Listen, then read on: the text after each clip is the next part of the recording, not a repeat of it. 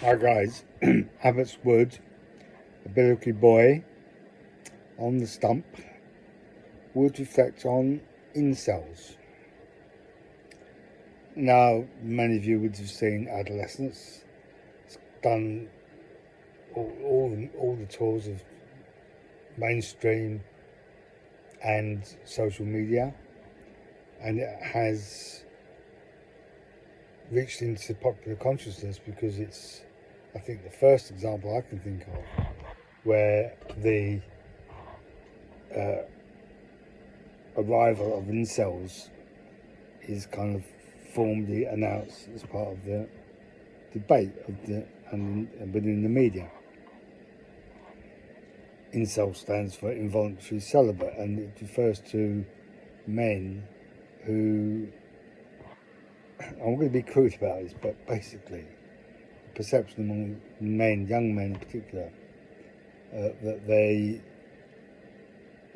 not getting laid because women have become too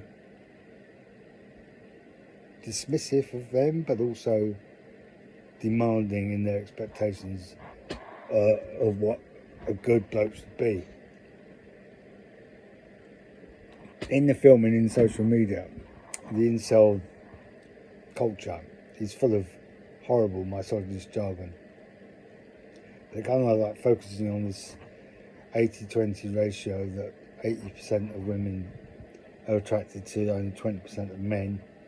And this is a kind of direct consequence of the various waves of feminism and the rise of women's autonomy, independence, and personal, political, and economic power.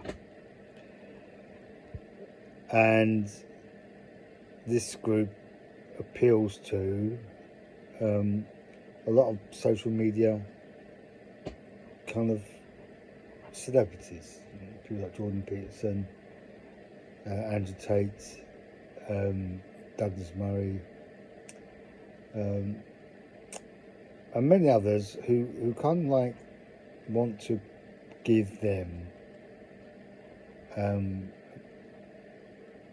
a grounding in a narrative which accounts for their discomfiture and frustrations.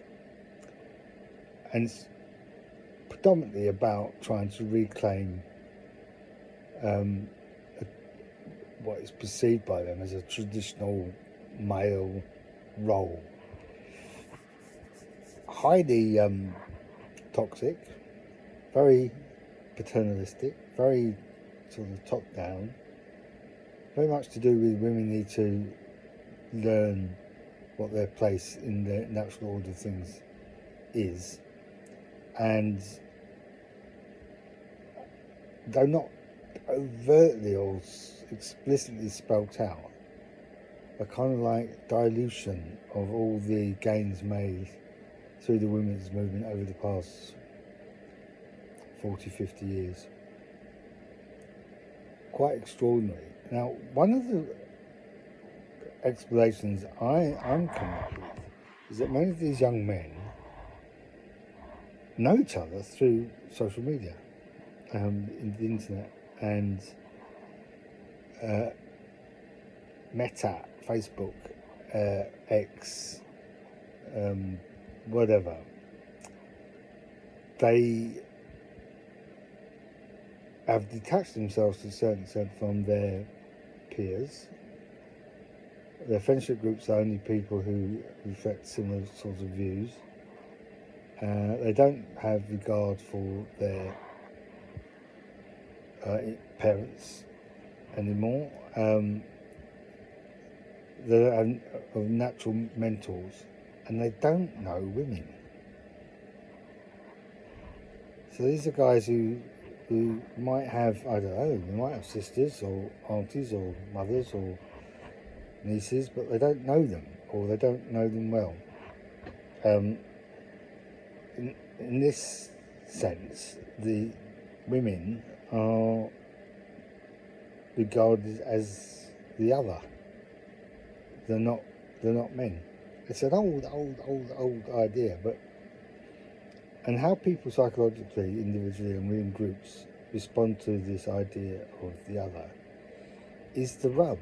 It is the kernel. It's the point at which you either, even if you use the terms descriptively, recognise and but celebrate otherness, or you see it as a definition, not just a description, and you fear it.